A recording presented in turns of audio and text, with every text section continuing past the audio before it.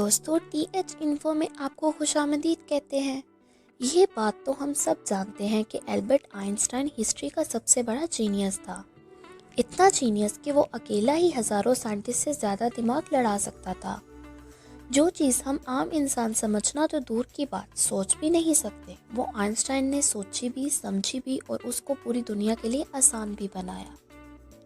Albert Einstein एक physicist थे जिन्होंने थ्योरी ऑफ रिलेटिविटी E=mc² और फोटो इलेक्ट्रिक इफेक्ट के लॉज बनाकर पूरी दुनिया को हैरान और परेशान छोड़ दिया, और इसी वजह से उनको नोबेल प्राइज से भी नवाजा गया।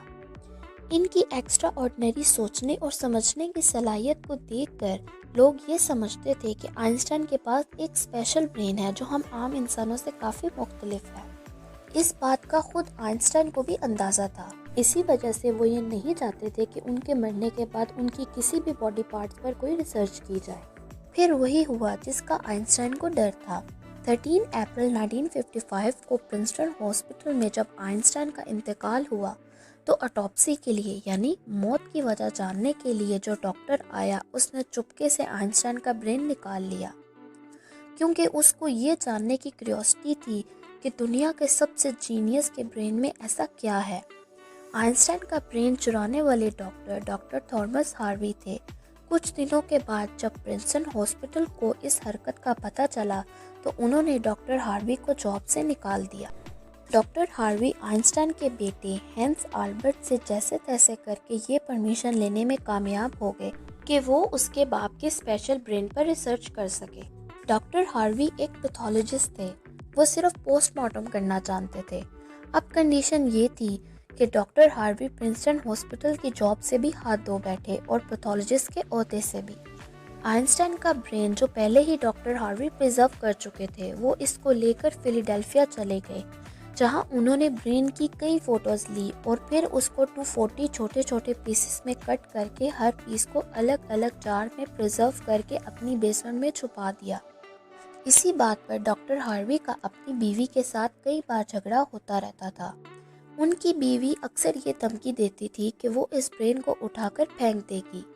एक दिन झगड़ा इतना बढ़ गया कि दोनों को डाइवोर्स लेकर अलग होना पड़ा और डॉक्टर हार्वी ब्रेन लेकर कैंसस के शहर विचिटा चले गए, जहां वो बायोलॉजिकल टेस्टिंग लैब में मेडिकल सुपरवाइजर की जॉब करने लगे और यहाँ वो फ्री टाइम में आइंस्टाइन के ब्रेन पर स्टडी करते।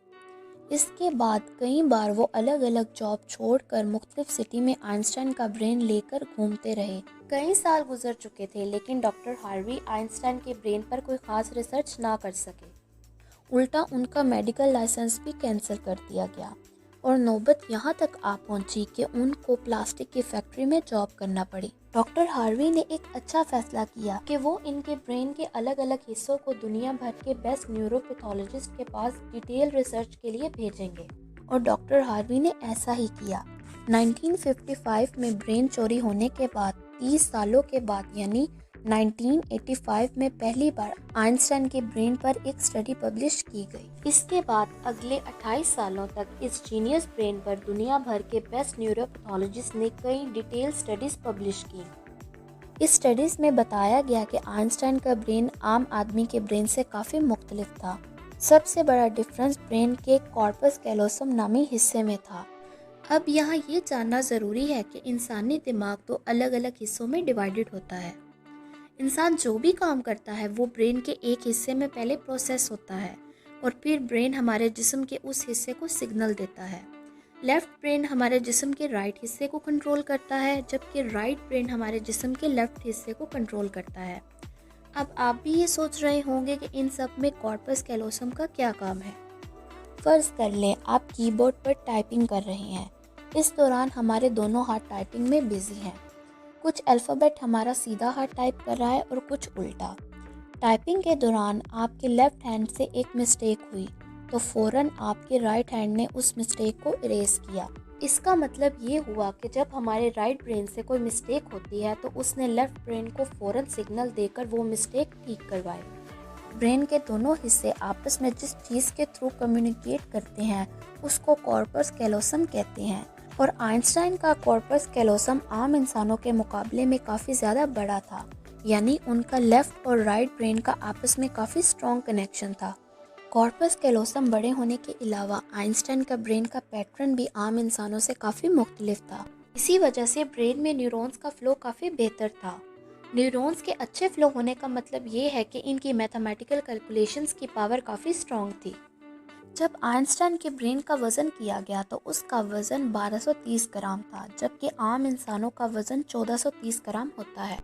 रिसर्चर्स का मानना ये है कि इनकी ब्रेन की लाइनिंग काफ़ी पतली थी, जिसकी वजह से न्यूरॉन्स ज़्यादा पाए जाते थे।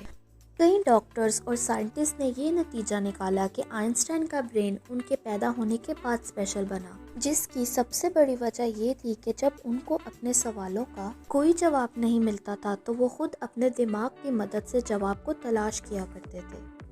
आज भी आइंस्टाइन का स्पेशल ब्रेन अमेरिका में वाक़ द मटर म्यूजियम में मौजूद है। अगर आपको हमारी वीडियो अच्छी लगे तो कमेंट्स में अपनी राय का इजहार लाजमी कीजिएगा। शुक्रिया।